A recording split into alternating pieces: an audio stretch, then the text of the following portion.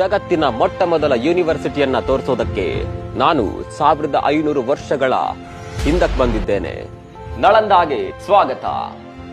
10,000 ವಿದ್ಯಾರ್ಥಿಗಳು, 2,000 ಶಿಕ್ಷಕರು, China, Tibet, Korea, Greece ಹೀಗೆ ಜಗತ್ತಿನ ಮೂಲೆ ಮೂಲೆಯ ವಿದ್ಯಾರ್ಥಿಗಳು ಇಲ್ಲಿಗೆ ಶಿಕ್ಷಣ ಪಡೆಯೋದಕ್ಕೆ ಬರ್ತಾ ಇದ್ರು. ಶಸ್ತ್ರ ಚಿಕಿತ್ಸೆ, ಖಗೋಳ ಶಾಸ್ತ್ರ, ಜೀವಶಾಸ್ತ್ರ, ಫಿಲಾಸಫಿ ಹೀಗೆ ಎಲ್ಲವನ್ನ ಇಲ್ಲಿ ಕಲಿಸಲಾಗ್ತಾ ಇತ್ತು. ಶ್ರೇಷ್ಠ ಗಣಿತಜ್ಞ ಆರ್ಯಭಟ ಇಲ್ಲಿನ ಶಿಕ್ಷಕರಾಗಿದ್ದರು. ಶೂನ್ಯವೆಂದರೆ ಖಾಲಿ ಅಲ್ಲ, ಅದು ಅನಂತದ ಪ್ರಾರಂಭ.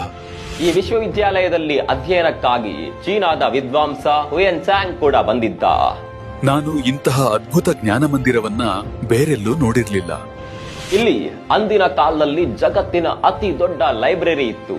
3 ಅಂತಸ್ತಿನ ಗ್ರಂಥಾಲಯ ಅದು. ಈ ಲೈಬ್ರರಿಯಲ್ಲಿ ಬರೋಬ್ಬರಿ 90 ಲಕ್ಷಕ್ಕೂ ಹೆಚ್ಚು ಪುಸ್ತಕಗಳಿದ್ದವು. ಇದು ಗೂಗಲ್ ಇಲ್ಲದ ಕಾಲದ ಅಂದಿನ ಗೂಗಲ್.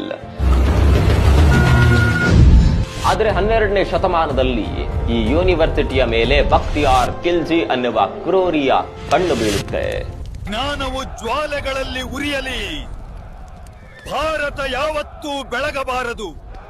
ಈ ವಿಶ್ವವಿದ್ಯಾಲಯ ಹೀಗೆ ಇದ್ರೆ ಮುಂದೊಂದು ದಿನ ಭಾರತ ಜಗತ್ತಿನ ಶಿಕ್ಷಣ ರಾಜಧಾನಿ ಆಗುತ್ತೆ ಅನ್ನುವ ಅಸೂಯೆಯಿಂದ ನಳಂದಾದ ಮೇಲೆ ದಾಳಿ ಮಾಡಿ ನಳಂದಾದ ಗ್ರಂಥಾಲಯಕ್ಕೆ ಬೆಂಕಿ ಇಡ್ತಾರೆ. ಬರೋಬ್ಬರಿ 3 ತಿಂಗಳ ಕಾಲ ಗ್ರಂಥಾಲಯ ಹೊತ್ತಿ ಉರಿದಿತ್ತು. ಇಲ್ಲಿ ಹೊತ್ತಿ ಉರಿದಿದ್ದು ಕೇವಲ ಲೈಬ್ರರಿ ಅಲ್ಲ, ಭಾರತದ ಜ್ಞಾನ ಭಂಡಾರ.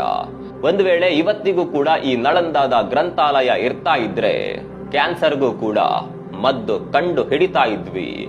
ಭಾರತ ಜಗತ್ತಿನ ಗುರುವಾಗ್ತಾ ಇತ್ತು.